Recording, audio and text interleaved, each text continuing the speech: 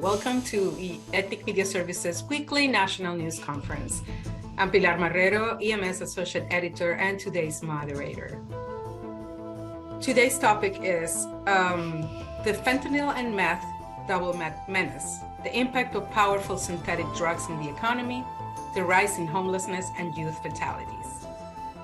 The massive availability and use of powerful synthetic drugs like fentanyl, the most powerful drug known to man, and new, more potent versions of meth like P2P are causing a growing problem in the United States. Both drugs are now available coast to coast like never before.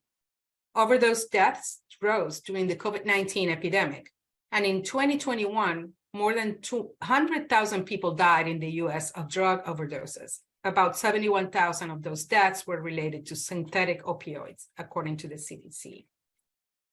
Children and teens who ingest fake prescription pills and tiny candies laced with fentanyl are becoming seriously ill or dying every week in America. Meanwhile, P2P, a very easily produced type of meth, is ravaging the streets of the United States and increasing addiction, severe mental health, and homelessness.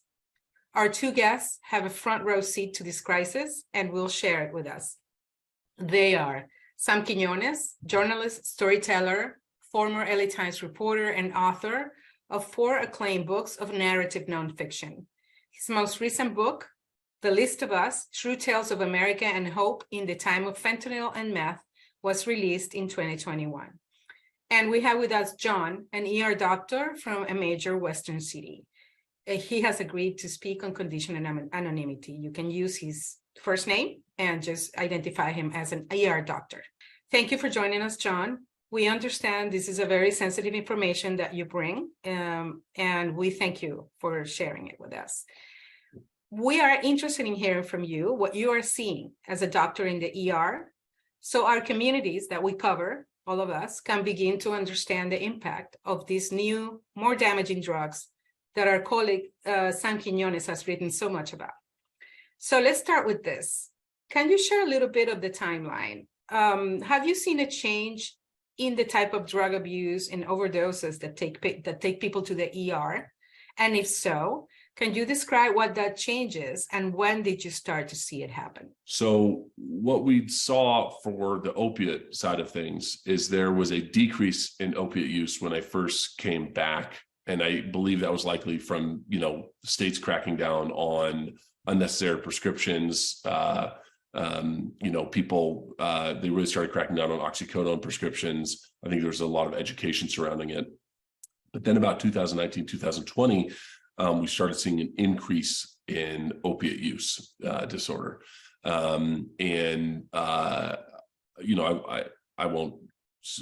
don't know why that is. I'd suggest probably the pandemic had something to do with it. But what we started seeing is more and more opiate use.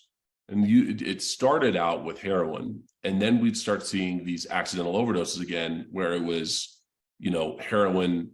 They tried to do heroin, but they accidentally did fentanyl.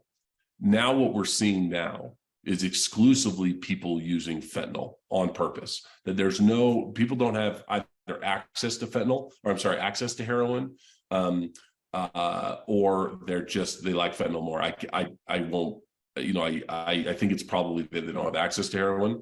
But what we're seeing now is when someone comes in and you say, do you do any illicit drugs? They will answer, I do fentanyl instead of I do heroin. And that is a change that I've seen in basically the last year, that it's primarily fentanyl that we're seeing that people are actually just purposefully using now. Now, in my city, just like any other city, we've had these overdose deaths with pills that, it looks like an Oxycontin pill and kids take it and they overdose on that. Can you describe each drug and the effects on people? One of the problems with fentanyl is that since it's dosed in micrograms, right, it's 100-fold more powerful or potent if you give that milligram dose, right? And that's why people who were trying to use heroin would try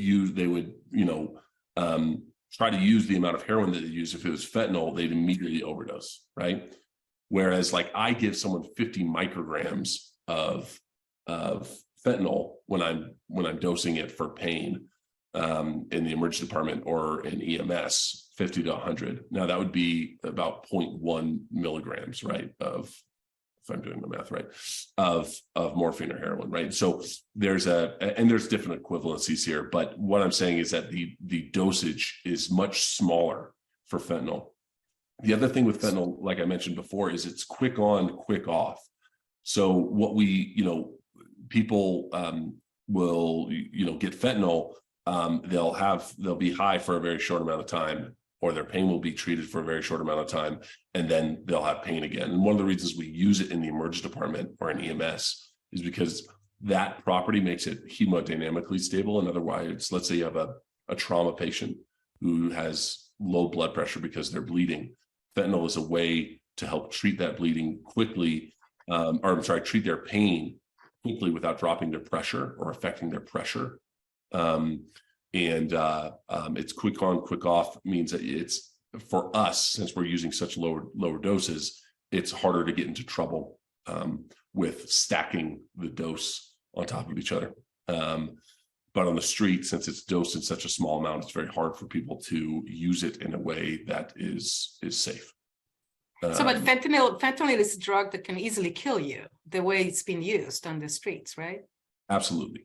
And what's the difference with meth? So meth, to be honest, the dosing of meth, I don't know, because I don't deal with it. We don't have a medical equivalent of methamphetamine. I guess you have things like Adderall and stuff like that. But the dose of meth, I wouldn't be able to give you a good answer on that. But I will say what we are seing, and this is probably from like 2018 on to that, is that we're seeing more and more and more psychosis with methamphetamine. That it's not this, the people that we're seeing in the ER are absolutely paranoid, displaying signs of severe paranoia, severe psychosis. I'm very hesitant to use the term schizophrenia, like severe schizophrenic symptoms, because schizophrenia is generally more, the person who has non-organic schizophrenia, who, just develops schizophrenia naturally. They're usually withdrawn, right? They're usually withdrawn. They have paranoia. They have, but they're typically not the methamphetamine type psychosis, which is a very outward expressive schizophrenia where, they're screaming, psychosis, where they're screaming, things are crawling out of the walls, they're screaming at other people, they're potentially violent to themselves or others. And that's what we see with methamphetamine. You can see that with severe decompensated normal mental illness, but not to the extent that we see with the methamphetamine, and not to the amount of people that we're seeing with this, is far beyond what we ever seen with just normal mental health issues. Sam, I want you to join the conversation. I don't know if you want to ask a question or if you want to just chime in and answer some of the same questions I posed to him or make a comment. I wanted to ask John, when we were speaking, you mentioned a very interesting thing that dealt with, I thought was connected to this idea that meth users in particular would go to any lengths to avoid to not be separated from their drug. And I was wondering if you could explain the whole idea that you talked to me about that I thought was fascinating, of it's not the meth. The opiate users understand that there's a problem. They understand that it's an addiction, and but they say, look, I get drug sick, I feel terrible. And so they'll acknowledge it. That for whatever reason, methamphetamine users have a very, very difficult time acknowledging that. And I think part of that is because they're in a state of psychosis, right? They're seeing spiders come out of the walls. They're seeing, things that, are terrifying to them. And they come to us and we say, look, I think it's probably the methamphetamine that's causing this, because you were normal before you started using this. But they cannot, they can't acknowledge that for whatever reason. How are these drugs spreading now? You have talked about the fact that supply is creating the demand. So clearly it's massive amounts that are getting here to the US. Are they being produced only in Mexico? Are they produced here as well? And how are they being sold? Because what we're seeing, and somebody was asking in the chat, is that traffickers are using social media to reach kids. Well, you're talking about two forms of traffickers. All these drugs are made in Mexico. There used to be, before the supplies that came out of Mexico, there used to be meth cooks, small scale meth cooks in various parts of the country. And those have been run out of business by this very, very cheap, very potent stuff coming out of Mexico. So you really do not see any classic little meth labs like we used to see, say, 15 years ago. Those things are gone. These pills are being sold frequently on social media apps like Snapchat primarily. I went to a Snapchat protest in Santa Monica, California. It would have been a year ago in June. So June of 2021, where families who had lost their kids, who had bought pills on Snapchat, were protesting. They had big posters saying Snapchat is complicit in my son's murder. A lot of this took place during COVID because the kids couldn't leave the house. The only way they connected to the world was through their phones. And now people went on anonymously and selling drugs with kind of very colorful menus. Looked like an ice cream truck menu almost. That's what I thought when I saw one of them.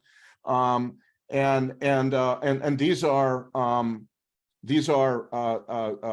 people who are probably not much older than the people they're selling to.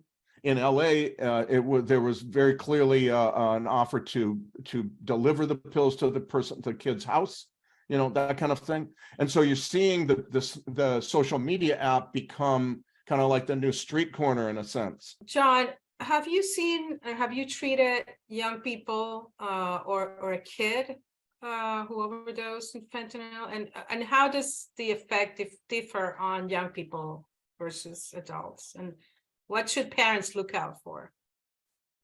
Yeah, I mean, I've treated children who accidentally ingest an opiate, or or an adolescent who uses intentionally. I think and in methamphetamine, the same thing. You see, I've never seen a true child, like someone under 12, on methamphetamine accidentally. But obviously with adolescents you see it. I'd say with opiate use disorder, I would suggest for any parents, the biggest thing is if especially if you have an adolescent in the house, if there are any narcotics in the house, if mom or dad is on a pain medication chronically, or gets a pain medication because they broke their arm, that needs to be locked away. The other thing I'd suggest is that if your child ever, breaks his bone or anything like that, that if they are prescribed an opiate, question the doctor as to why they think that's necessary, and also keep that locked away and only dose it as prescribed. As for the illicit, the illicit use, I don't know. I guess try to monitor, your kids' social media if you can. Unfortunately, that's not something I can really, I can't really speak of, because I just see kind of the end result. And typically it's, the parents are usually beside themselves in questioning, why this happened, and that there was no, they didn't see anything coming. And I'm sure an officer, would have a better, or someone in EMS who's actually on the truck would have a better idea of the situations that caused that. But unfortunately, I don't have anything to really add there. What do you know about treatments and whether or not there can be recovery from, if you don't die, because apparently everyone dies from fentanyl eventually. Sure. What are the potential treatments for either drug or both drugs? Sure. So the way we treat any opiate use disorder is typically the things you've heard of, which is methadone, right? Methadone is a common treatment for this. But that has been rapidly replaced by another drug called buprenorphine. And buprenorphine is a drug that is a partial agonist of that mu receptor. It works very well because one, if you try to use another opiate, it blocks it. So if you try to use fentanyl when you're on buprenorphine, it won't be as effective. It won't get you high. Okay. And it will also stave off those symptoms of withdrawal. I'm going to give a long-winded answer, so just bear with me for a minute. So in the ER, we can treat, opiate addiction, right? If someone comes in after an opiate overdose, we have a very effective program. I mean, effective, maybe, 10% of people, but still we're helping people, right? They come in, we have, each one of us has a special X waiver, which allows us to prescribe buprenorphine. We then get these people into a bridge program where they have a warm handoff to a treatment center, and then they can do outpatient treatment with buprenorphine moving forward. Buprenorphine is another name for it, is Suboxone is the trade name. The methamphetamine is considerably more difficult. There's no treatment for methamphetamine addiction other than stop using, right? And so what I was saying before is it's actually very, very frustrating because you feel absolutely impotent in the ability to affect change in these people because all you have is a finger wag, right? It's like, stop doing meth. That's basically it. The other thing, that also makes it much more difficult because they have psychosis with this. And the psychosis is long-standing. The methamphetamine psychosis does not go away when the high of the drug goes away. It takes weeks to months to even years to go away. And so it's really, really difficult to affect change in the methamphetamine user. And there's no necessarily treatment or antidote for methamphetamine. In some places, people are attempting, different, school districts and majors around, in big cities are trying different things, treatment. For example, when you talked about the homeless situation, the homeless, you have been writing about this, and people, when they talk about homelessness, they only talk about housing, housing. But you've told us that a lot of the homeless problem comes from these drugs, from especially meth. So our cities, is anyone doing anything that could be remotely effective in terms of policy? I think what's happened is, for a long time, as you say, the narrative around homelessness was that it had only to do with a lack of affordable housing. And I think there is a lack of affordable housing has something to do with the homeless issue that we're seeing now in our across America. But I cannot say that I would say that it's only to do with that. Yet that is really the narrative of people who are pushing that idea, that there is no other idea. There's no other cause of homelessness.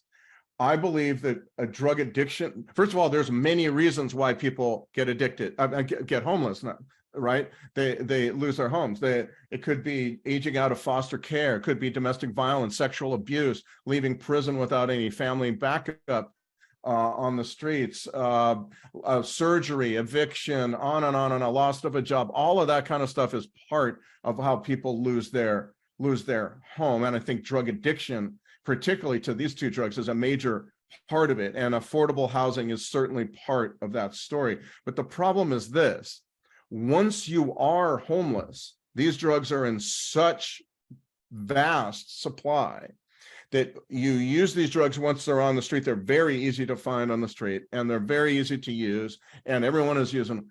Once you begin to use those drugs, you develop all kinds of other problems that make it very, very difficult for you to get off the street and into a house. And the psychosis John was talking about is certainly at the top of that list. It would seem to me, but it seems to me a strange thing that we have clearly on our streets this behavior that is not normal, that is very psychotic, scary both for the person as well as for people watching it and all that kind of stuff. And still people will say, no, there's the reason we have homeless people is because of affordable housing, and that's it. There's like a shutdown to the discussion. And I have even had people, treatment center directors twice. In fact, it is striking. When I was asking them about this and about methamphetamine, they were explaining this whole psychosis idea that John was talking about too. They would lower their voices as if not to be heard around the office, because there is this kind of stigma about, or there's almost an inquisition looking for heresy about this issue, and so you can't talk about other issues that might be creating or exacerbating homelessness other than affordable housing. I think as journalists, all of you need to push back against that idea. That is an outrageous idea, an outrageous a diminishing of our ability to write what we see and what we have reporting that supports, and anything you can do to kind of broaden the discussion of why people are actually homeless and all the reasons that why they may get homeless and why they may be mired in homelessness once they're out there on the street would be only healthy. And so keep that in mind, that is a